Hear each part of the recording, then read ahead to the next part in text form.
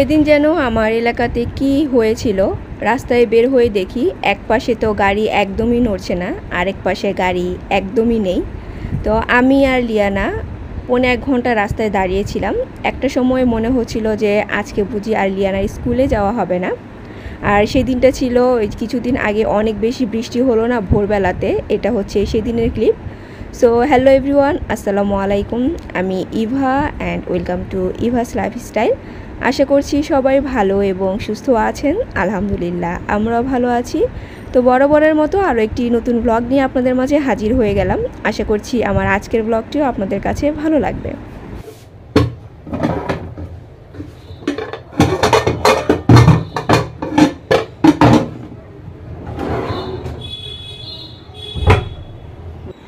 সেদিনকার এই সিচুয়েশনের একটা ক্লিপ আমি রেকর্ড করতে চাচ্ছিলাম, কিন্তু একে তো বৃষ্টি, ছাতা, ব্যাগ এই সব কিছু আমি হোল্ড করে আছি। তো আমার পক্ষে মোবাইল বের করে রেকর্ড করা পসিবল হচ্ছিল না। কিন্তু মনে মনে চাচ্ছিলাম যে একটা ক্লিপ নিতে পারলে হয়তো বা ভালো হতো। বাট আমি কিন্তু সেই কাজটা করতে না পারলেও আরএম করেছে। সে অফিসে যাওয়ার সময় কোনো এক ফাঁকে হয়তো বা এই ক্লিপটা নিয়েছিল, তো সেটা আমি আর জানতাম না। তো ভিডিও তার মোবাইল থেকে আমার মোবাইলে ট্রান্সফার করার সময় যখন গ্যালারিটা চেক করলাম তখন এই ক্লিপটা পেয়ে গেলাম। তো ভালোই হলো। আমি আজকে কিছু মাছ আনিয়েছি। তো এই যে লইট্টা মাছটা আমাকে কাটতে দেখছেন, আমার কাছে মনে হয় যে এই লইট্টা মাছটা কাটা হচ্ছে সবচেয়ে ইজি একটা মাছ কাটা, কারণ এটাতে তেমন কোনো এফোর্টই দিতে হয় না, আর খুব কম সময়ে অনেকগুলো মাছ কাটা যায়। তো সব সময় দেখা যায় এই লইট্টা মাছটা আমাদের এলাকাতে পাই না। তো আধা কেজি করে আনলে দেখা যায় একবার দুইবার খেলেই শেষ হয়ে যায়। তো আজকে আমি বলেছিলাম যে লইট্টা মাছ যদি পাও তাহলে 1 কেজি নিয়ে আসবে। আর 1 কেজি অন্য সময় 1 কেজি মাছ আনবে, এটা শুনলে যেন কেমন লাগে যে এতগুলো মাছ কাটতে হবে। কিন্তু এই লইট্টা মাছ কাটতে কিন্তু কোনো টাইমই লাগে না, খুব ইজি ওয়েতে কাটা হয়ে যায়। আর কেন জানি আমি এই লইট্টা মাছ কিনতে গেলে একটু সেলফিশ হয়ে চিন্তা করি। তো কারণ হচ্ছে আমার কাছে মনে হয় যে এই লইট্টা মাছের টেস্ট যেন সবাই না পায়, কারণ সবাই যদি এই লইট্টা মাছের টেস্ট পেয়ে যায় আর খাওয়া শুরু করে, তো আমার কাছে মনে হয় যে দাম বেড়ে যাবে। কারণ যেই জিনিসের চাহিদা বেশি সেই জিনিসের দাম কিন্তু অনেকটাই বেড়ে যায়। এখন দেখা যায় যে লইট্টা মাছের কেজি 200 থেকে 300 টাকাতে পাওয়া যায়, সেই সময় কিন্তু আর পাওয়া যাবে না। তো যাই হোক, এই যে আমি আমার যে লইট্টা মাছগুলো আছে সব কিছু সবগুলো কিন্তু কেটে নিয়েছি। এখন এর মধ্যে থেকে যেগুলো একটু চিকন চিকন সেগুলো আলাদা করে নিচ্ছি, আর মোটা বড় সাইজগুলো আলাদা করছি, কারণ চিকনগুলো দিয়ে আমি হচ্ছে লইট্টা ফ্রাই করব, আর যেগুলো একটু মোটা মোটা বড় সেগুলো দিয়ে হচ্ছে লইট্টা মাছের ঝুরি করব। তো আমার কাছে হচ্ছে মোটা লইট্টা মাছ দিয়ে ফ্রাই যেটা সেটা খেতে ইচ্ছে করে না, একটু চিকন ছোট ছোট হলে সেটা আমার কাছে বেশি টেস্ট লাগে। সেদিন আমি আম্মুকে বলছিলাম যে আম্মু তুমি এই লইট্টা মাছ আনো না কেন, খাও না কেন এনে, বলে যে এইটা দেখতেই তো কেমন লাগে আর কি খাবো। তো আমার নানা কিন্তু চিটাগংয়ের ছিল, উনি কিন্তু এই ধরনের বিভিন্ন সামুদ্রিক মাছ এনে রান্না করতো, কিন্তু রান্না করলেও মজার ব্যাপার হচ্ছে যে নানা দেখা যেত মোস্ট অফ টাইম একাই খেত, তেমন কেউ আর তখন লাইক করতো না। আর এই যে দেখেন এখানে আমি পাবদা মাছ কাটছি, তার জন্য আমি বেশ কিছু ছাই বের করে নিয়েছিলাম, কারণ পাবদা মাছ কাটতে গেলে দেখা যায় অনেকটাই পিচ্ছিল থাকে, তো ছাই ছাড়া ধরা পসিবল হয় না। তো এই জন্য আমি আগে ভাগে ছাইটা বের করে রেডি করে রেখেছিলাম, কিন্তু হাতে নেওয়ার পর দেখলাম যে আজকের পাবদা মাছে কোনো যে পিচ্ছিল একটা ভাব সেটা কোনো কিছুই নেই, এমনি নর্মাল হাতে ধরে কাটা যাচ্ছে। তো যাই হোক, মাছ কাটতে কাটতে আমি একটা আপুর কথা বলতে চাচ্ছি।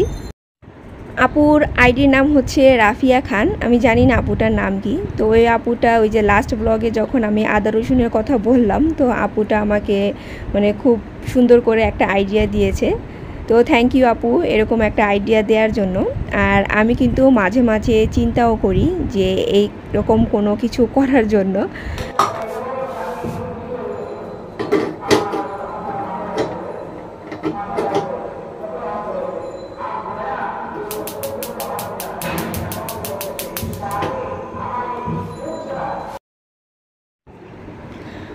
গতকালকে হঠাৎ করে আমার রান্না শেষে দুপুরবেলা থেকে মাছ খেতে ইচ্ছে করছে।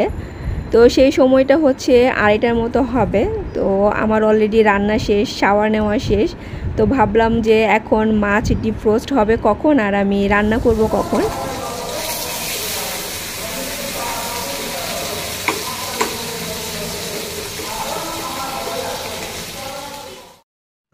তো যেটা বলছিলাম, এর জন্য গতকালকে আমি আর মাছ মানে রেডি করিনি, গতকালকে চিকেন রান্না করেছিলাম। আর মজার ব্যাপার হচ্ছে আমি যখন রাতে মানে ঘুমাতে যাব তার বেশ কিছুক্ষণ আগে কে যেন ইলিশ মাছ ভাজছিল।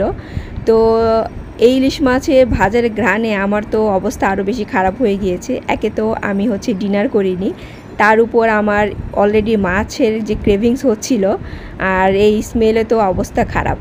তো আমি সকালবেলা ঘুম থেকে উঠেই আরএমকে বললাম, মানে কিছু টাকা দিয়ে বললাম যে এই যে আমি তোমাকে টাকা দিয়েছি, এর মধ্যে তুমি যে সাইজেরই ইলিশ মাছ পাও না কেন একটা ইলিশ মাছ নিয়ে আসবা, বাট আনতেই হবে। তো যেই কথা সেই কাজ, আনার পর আমি কিন্তু যে সাথে সাথে কেটেই এখন মাছটা ভেজে নিলাম। আচ্ছা, জুনে যে আমার অ্যানিভার্সারি হলো না, সেইটার গিফট হিসেবে আমি আরএমের কাছ থেকে এই এয়ার ফ্রায়ারটা নিয়েছি। অ্যাকচুয়ালি এয়ার ফ্রায়ারটা গিফট হিসেবে নিয়েছি বলতে আমি তার কাছে একটা নির্দিষ্ট পরিমাণ টাকা চেয়েছিলাম, তো সেই টাকাটাই আমাকে গিফট করেছিল।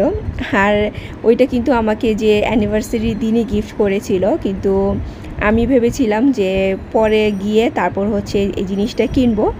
আর এর মধ্যে আমি হচ্ছে 3000 টাকা অলরেডি খরচও করে ফেলেছিলাম। আর বাকি যে টাকাটা ছিল তা আমার কাছে মনে হলো যেহেতু আমি ওই যে দেশের বাইরে গেলাম, ওই সময়ে যদি কোনো কিছু আমার মানে এক্সট্রা কিনতে ইচ্ছে করে তখন এই টাকাটা থেকে কিনবো, এই চিন্তা করে টাকাটা সাথে নিয়ে গিয়েছিলাম। তো ওই মুহূর্তে আর এয়ার ফ্রায়ারটা আমার কিনা হয়নি। এরপর আমার টেস্টও চেঞ্জ হয়ে গেল। আমি ভেবেছিলাম যে একটা এয়ার ফ্রায়ার কিনলেই হলো, আর তখন কিন্তু আমি মিয়াকোর যে রোবটের মতো দেখতে এয়ার ফ্রায়ার আছে সেইটা ভেবেছিলাম কিনবো, কিন্তু বিভিন্ন মানে শেপ এবং বিভিন্ন কালারের এয়ার ফ্রায়ার দেখে আমি তখন ভাবলাম যে না, আমি আর রোবটের মতো যেটা দেখতে সেটা কিনবো না।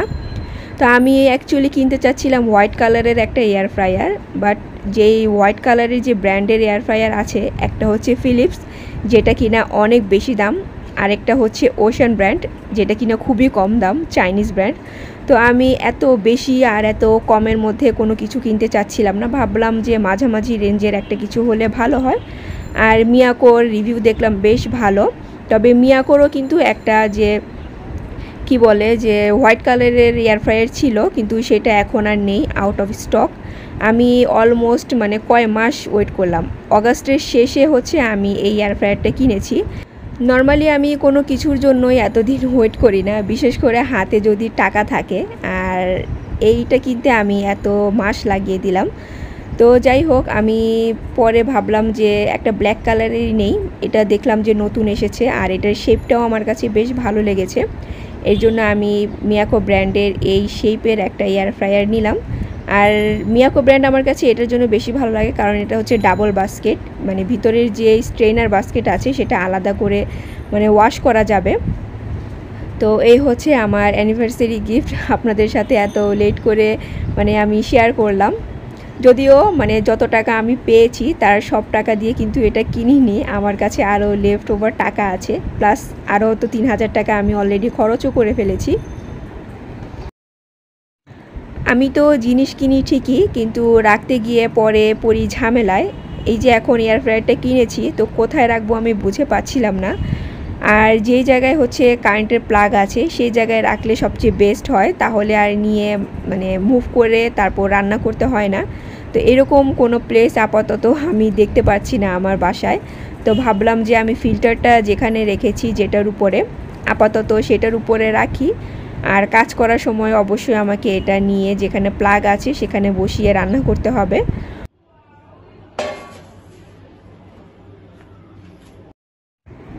এই যে আমি কিন্তু যেদিন এয়ার ফ্রায়ারটা ওপেন করেছি সেদিনই এই যে রেসিপি বানাতে চলে এসেছি। তো এক সপ্তাহ আগে কিনেছিলাম আমি এটা, ভেবেছিলাম যে মানে রেকর্ড যেদিন করব সেদিনই একবারে ওপেন করব। তো রেকর্ড করার টাইম হচ্ছিল না দেখে আমি আর ওপেন করিনি। তো আজকে কিন্তু আমি একদম সাথে সাথে যা করার করে নিচ্ছি।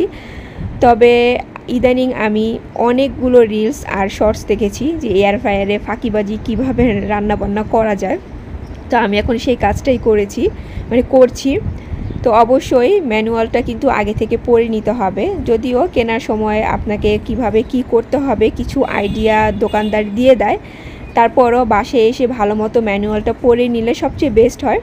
তো আমি ম্যানুয়ালটা পড়ার পর সেখানে দেখলাম যে বাস্কেটটাকে গরম পানি তারপর হচ্ছে ডিশ ওয়াশ দিয়ে ওয়াশ করে তারপর ইউজ করতে হবে ভালো মতো মুছে। তো সেই কাজ করেই নিচ্ছি। আর হ্যাঁ, আমি হচ্ছে আজকে যে লেফট ওভার রুটি দিয়ে যে পিৎজা সেটা ট্রাই করছি।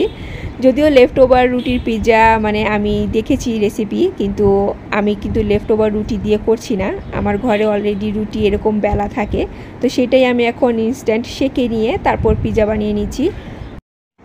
তবে আমি এয়ার ফ্রায়ারে করলেও আপনাদের কাছে যদি এয়ার ফ্রায়ার না থাকে আপনারা কিন্তু খুব ইজিভাবে এটা ওভেনে কিংবা চুলাতেও করে নিতে পারেন। পিৎজা যেভাবে বানাই সেমভাবেই আমি বানাচ্ছি, শুধু এখানে হচ্ছে পিৎজা ডোটা ইউজ না করে আমি এখানে রুটি ইউজ করেছি।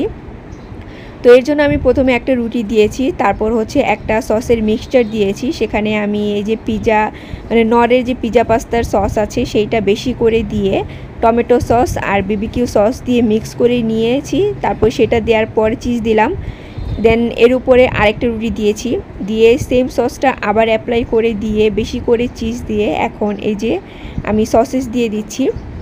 আর অন্য সময় কিন্তু আমি সসেসটা একটু মানে ফ্রাই করে নেই যদি চুলার উপর করি আর কি। তো চুলার উপর করলে আপনারা যেটা ইউজ করেন না কেন রান্না করে করবেন, কারণ উপরে কিন্তু তেমন একটা তাপ লাগে না চুলায়। তো আমি আজকে এয়ার ফ্রায়ারে করব দেখে আমি সসেসটাকে ভাজিনি, কাঁচা সসেসই দিয়ে দিয়েছি। তারপরে বেশ কিছু ক্যাপসিকাম দিয়ে দিচ্ছি, আপনারা আপনাদের পছন্দ মতো টপিংস দিয়ে দিতে পারেন। সেই সাথে বেশ কিছু হচ্ছে চিলি ফ্লেক্স দিয়ে এখন আমি এটাকে এয়ার ফ্রায়ারে দিয়ে দিব।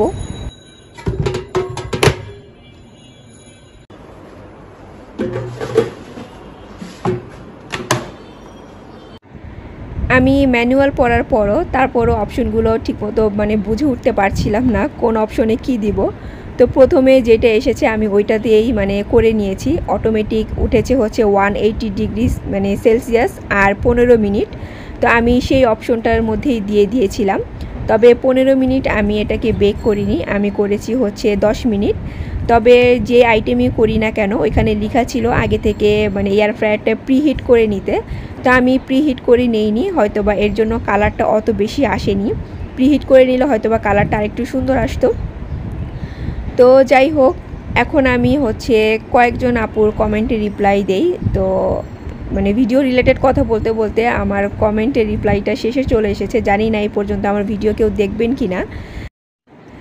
দিলরুবা সুলতানা আইডি থেকে আপু জানতে চাচ্ছিলেন যে আমি লাস্ট ব্লগে যে অনলাইন থেকে ওভেন এয়ার ফ্রায়ার বাস্কেটটা কিনলাম সেটার প্রাইস কত। আর হ্যাঁ, এটার নাম আমার এখন মনে পড়েছে, তো এই যা নামটা আপনাদেরকে বলে দিলাম। এইটা আমার কাছ থেকে ডেলিভারি চার্জ সহ 975 টাকা নিয়েছিল। 8 ইঞ্চির যে বাস্কেটটা আছে সেইটা, এটার কিন্তু আরেকটা সাইজও হয়, আই মিন আরেকটা বড় সাইজ। তো আমি এই সাইজটাই কিনেছি, আমার কাছে মনে হয়েছে যে রুটি তারপর টুকিটাকি কিছু ফ্রাই আইটেম রাখার জন্য এটা পারফেক্ট একটা সাইজ। ফরিদা আম্বিয়া চৌধুরী, আই থিঙ্ক নামটা আমি ঠিকমতো বলতে পারছি কি না আমি জানি না, কারণ এত কমেন্ট আসে যে কোন আপুর নাম কি আর কি কোয়েশ্চেন করে আমি ভুলে যাই। তো যাই হোক, আপনারা একটু কষ্ট করে বুঝে নেবেন। তো ওই আপু হচ্ছে নাকি সিলেট থেকে আমার ভিডিও দেখে, সেই সাথে সাইদ ইসলাম মানে আরেকটা আইডি থেকে, ছোট আপু না ভাইয়া আমি জানি না কারণ নামটা বলেনি।